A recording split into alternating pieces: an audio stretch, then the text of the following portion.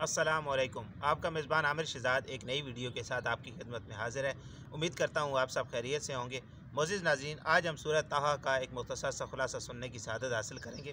سورہ طٰہٰ مکہ مکرمہ میں نازل ہوئی۔ اس سورت میں 8 رکوع اور 135 آیات ہیں۔ طٰہٰ نبی کریم صلی اللہ تعالیٰ علیہ وآلہ وسلم کے مبارک ناموں میں سے ایک نام ہے، اور اس سورت کی ابتدا میں آپ صلی اللہ تعالیٰ علیہ وآلہ وسلم کو اس نام سے ندا کیا گیا۔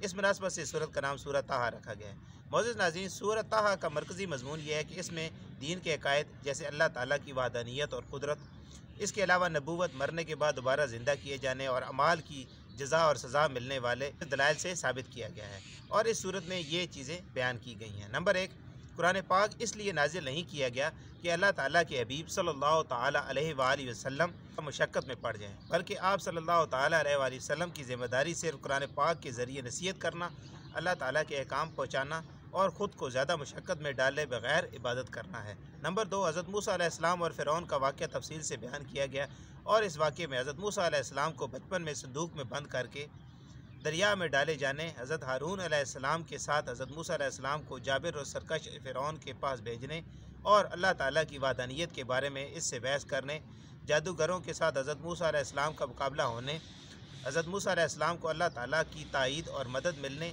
جادوگروں کے ایمان لانے، حضرت موسیٰ علیہ السلام کا دریا میں راستہ بنانے والا معجزہ ظاہر ہونے، بنی اسرائیل کے دریا پار کرنے، فرعون اور اس کے لشکر کے ہلاک ہونے، بنی اسرائیل کا اللہ تعالیٰ کی کثیر نعمتوں کی ناشکری کرنے، سامری کا سونے سے ایک بچڑا بنا کر بنی اسرائیل کو گمراہ کرنے، اور حضرت موسیٰ علیہ السلام کا اپنے بھائی ہارون علیہ السلام پر اظہار غضب کرنے وغیرہ کا ذکر ہے۔ نمبر 3، جو قرآن پاک سے منہ پھیرے، اس پر ایمان نہ لانے اور اس کی ہدایتوں سے فائدہ نہ اٹھائے، اس کے لیے جہنم کی سزا کا بیان ہے۔ نمبر 4، قیامت کے دن کی ہولناکیاں اور اس دن مجرموں کے احوال بیان کیے گئے ہیں۔ نمبر 5، حضرت آدم علیہ السلام اور ابلیس کا واقعہ بیان کیا گیا ہے۔ نمبر 6، اللہ تعالیٰ کی ہدایت سے روح گردانی کرنے والے کے انجام کا ذکر ہے۔ نمبر 7، نبی کریم صلی اللہ تعالیٰ علیہ وآلہ وسلم کو کفار کی اذیتوں پر صبر کرنے، اللہ تعالیٰ کی عبادت پر قائم رہنے اور گھر والوں کو نماز کا حکم دینے کی تلقین کی گئی ہے۔ نمبر 8، فرمائشی معجزات طلب کرنے والے کفار کا رد کیا گیا ہے۔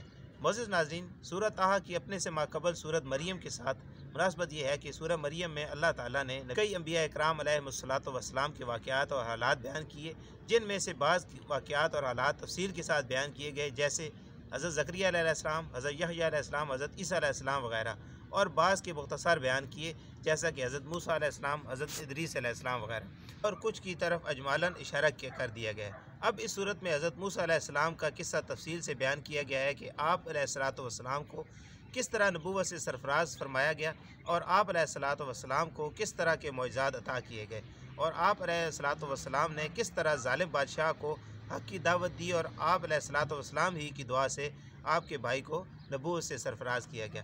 معزز ناظرین، میری دعا ہے کہ اللہ پاک ہمیں قرآن کریم کو پڑھنے، اس کو سمجھنے اور اس پر عمل کرنے کی توفیق عطا فرمائے۔ اگر آپ کو میری یہ ویڈیو اچھی لگی ہے تو پلیز اسے لائک کریں اور دوسروں کے ساتھ شیئر کریں، اور ہمارا چینل اسلام کا نور سبسکرائب کریں۔ اپنا اور اپنے ارد گرد کے لوگوں کا بہت سارا خیال رکھیں۔ اللہ حافظ۔